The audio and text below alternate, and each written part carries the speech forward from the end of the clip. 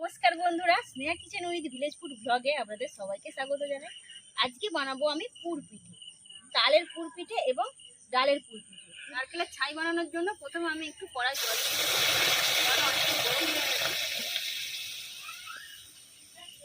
500 গ্রাম চিনি আমি জলটার মধ্যে ভালোভাবে রস তৈরি করে নিই।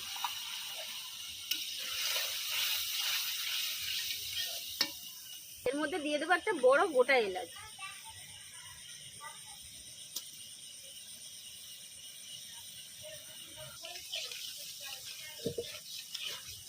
চিনির রস ভালোভাবে ফুটে গেছে, এবার নারকেলের পুরোগুলো দিয়ে দেবো।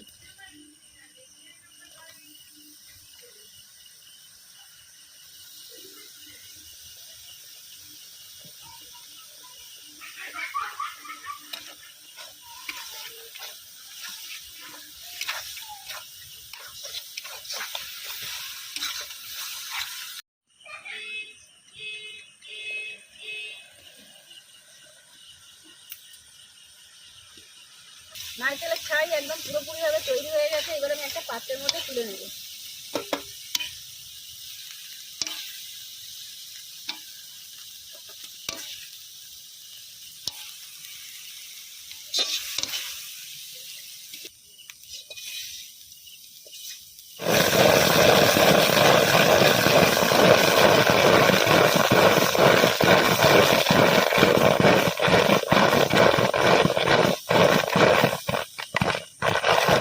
পরিমাণে চিনি দিয়ে দেব এবং 1 চামচ লবণ দিয়ে দেব।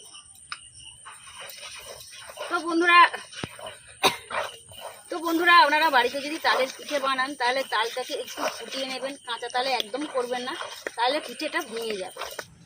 আজকে আমরা 2 রকম পুর পিঠে বানাবো। প্রথমে সাদা আতালিটা দিয়ে ডাল এবং কিছুটা নারকেলের ছাই দিয়ে বানাবো পুর পিঠে। সাদা আতালি দিয়ে বানাবো ডালের পুর পিঠে।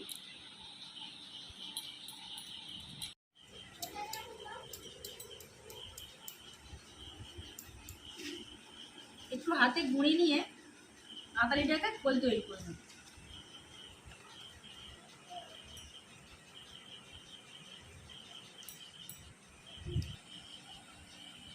এবার আমি খোলটার মধ্যে ডালের পুর দিয়ে দেব, দিয়ে মুখটা বন্ধ করে দেব।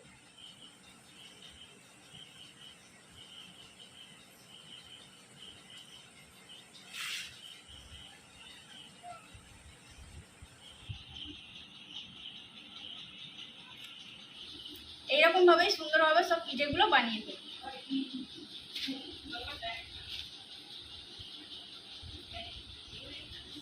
চালের গুঁড়িটা না ভাজলে এবং তালের রসটা না জাল দিলে পিঠে ভেঙে যেতে পারে, সেই জন্য আমি এগুলো করে নিয়েছি আগে থেকে।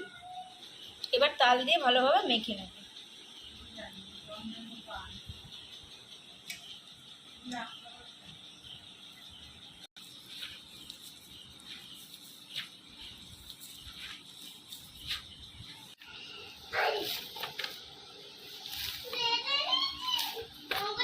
ভালোভাবে ভর্তি করে দেব।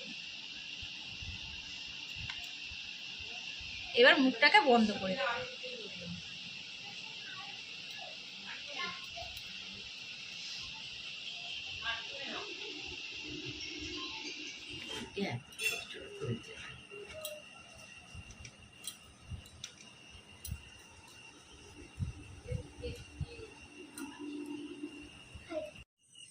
হাঁড়িতে জল ফুটছে, এইবার আমি পিঠের ডেচকিটা হাঁড়ির মধ্যে বসিয়ে দেব।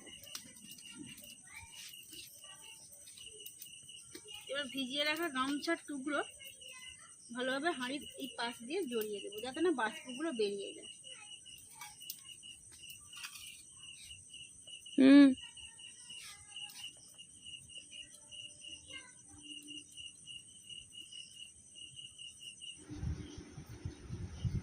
নিয়ে চলে এসেছি গরমা গরম ডেচকি ভর্তি পিঠে। কি সুন্দর সেন্ট ছাড়ছে। প্রথমে তালের পিঠেগুলো প্লেটের মধ্যে সুন্দর করে সাজিয়ে দিই।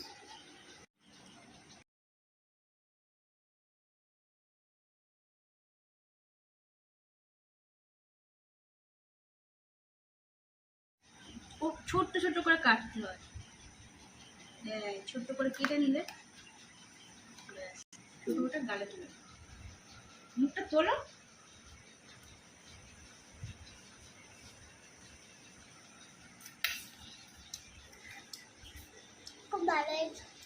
থালা সাজিয়ে বসে পড়েছি, আর বেশিক্ষণ অপেক্ষা করবো না, গরমা গরম পিঠে টেস্ট করব।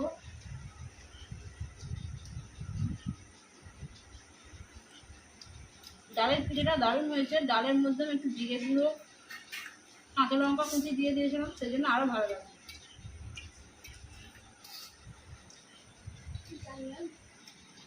এবার একটু তালের পিঠে টেস্ট করবো।